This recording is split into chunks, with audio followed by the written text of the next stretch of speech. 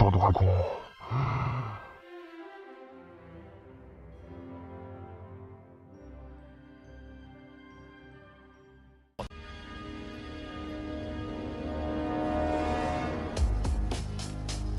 La matrice est un système, Néo. Et ce système est notre ennemi. Quand on est à l'intérieur, qu'est-ce qu'on voit partout? Des hommes d'affaires, des enseignants, des avocats, des charpentiers. C'est avec leur esprit qu'on communique pour essayer de les sauver. Mais en attendant, tous ces gens font quand même partie de ce système. Ce qui fait d'eux nos ennemis. Ce qu'il faut que tu comprennes, c'est que pour la plupart, ils ne sont pas prêts à se laisser débrancher. Bon nombre d'entre eux sont tellement inconscients et désespérément dépendants du système qu'ils vont jusqu'à se battre pour le protéger. Put your loving hand out, baby. I'm begging.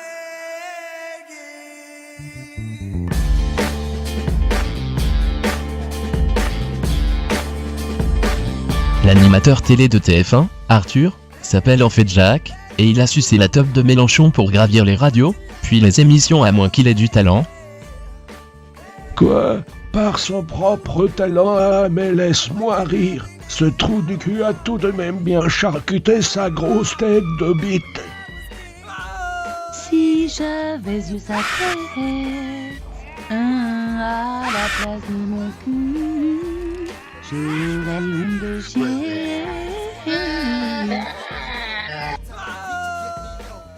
Il s'est quand même bien charcuté sa tronche de bite, faut le reconnaître.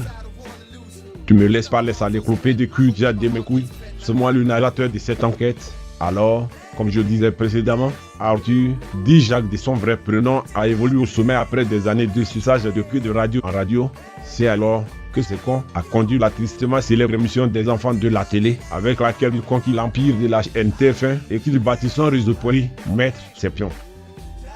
Je poursuis donc, très récemment, nous l'avons vu avec tous ces concepts d'émissions à la con qui ne font marrer plus personne pour qu'on voit chaque semaine les mêmes tronches en train de faire des jeux débiles et de se forcer à rire comme des hypocrites. C'est alors que vient le pseudo-clash avec son collègue Cyril Hanouna. À savoir aussi que ce gros PD a acheté presque un quartier d'appartements sur Paris. Avec la crise du logement, là, ben les gosses qui ne mangent pas, à leur faim, ça me donne envie de lui faire un deuxième trou de balle, là. Transition avec Mr. Cyril Hanouna, justement, le coussin Peter de D8 qui ne gagne que 30 000 € par mois seulement. Le négro qui nous sert de narrateur est tout juste reparti au Mali, dans son pays pour continuer sa plantation de bananes. Je vais donc prendre sa place. Comme nous le disions, rien à signaler concernant Hanouna, à part son nom qui signifie crotte de nez en arabe, et sa tête de morpion complètement poilue. Et voici que l'on a retrouvé le frère jumeau de Cyril Hanouna reconverti, en exclusivité pour vous. Et la jeune gosse sauvage qui est toujours dans son émission, c'est qui? Elle s'appelle Enora Malagré. Yes, I know. How are you, baby? Qui deviennent à ce point populaires.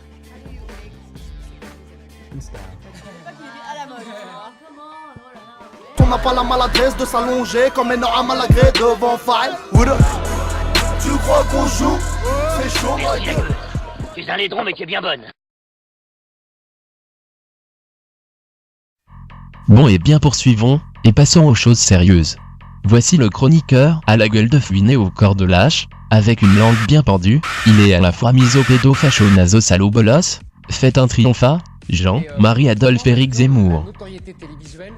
Va sucer ma bite au rythme des coups de fouet de mes couilles sur ta gueule de con, sacrifice de lâche que tu es, vraiment vraiment, Éric Zemmour, tu m'as déçu.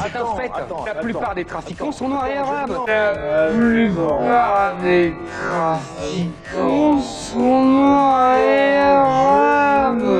La plupart des trafiquants sont noirs et arabes. Donc c'est comme ça, c'est un fait. Que l'esclavage des Noirs a été inventé par les Noirs en Afrique. Quoi? Que l'esclavage des Noirs a été inventé par les Noirs. L'esclavage des Noirs est inventé par les Noirs en Afrique. C'est l'esclavage des Noirs est inventé par les Noirs en Afrique. L'esclavage des Noirs est inventé par les Noirs. En Afrique. Je pense que le rap est une sous-culture. Je pense que le rap est une sous-culture d'analphabètes. Zemmour, la petite filleute du PAF, a craché son venin plus de 5 années sur nos antennes payées par nos impôts, pourfendeur de la pensée unique. D'ailleurs, on se pose toujours la question, sait-il se battra-t-il des couilles? Mais j'aimerais juste voir cette gueule-là. Quand je le vois face à une noire en train de lui dire « Moi je suis blanc, toi t'es noir », je fais « Mais Zemmour, tu serais représentant de la race aryenne maintenant?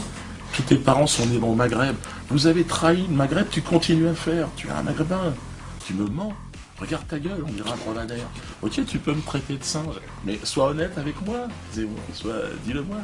Tu ne représentes pas la Scandinavie. » Zemmour, son message, il est clair. C'est-à-dire, il y a les blancs, en fait, grosso modo, il y a l'empire judéo-chrétien, et puis il y a les barbares.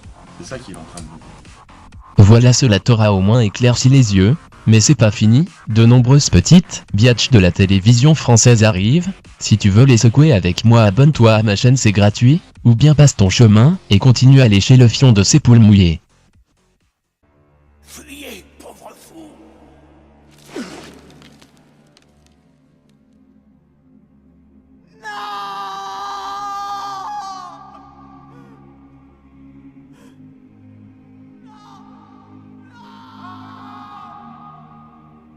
Tu sous-estimes le pouvoir du côté obscur. Si tu refuses de te battre, tu devras affronter ton destin. N'oublie pas de mettre un petit j'aime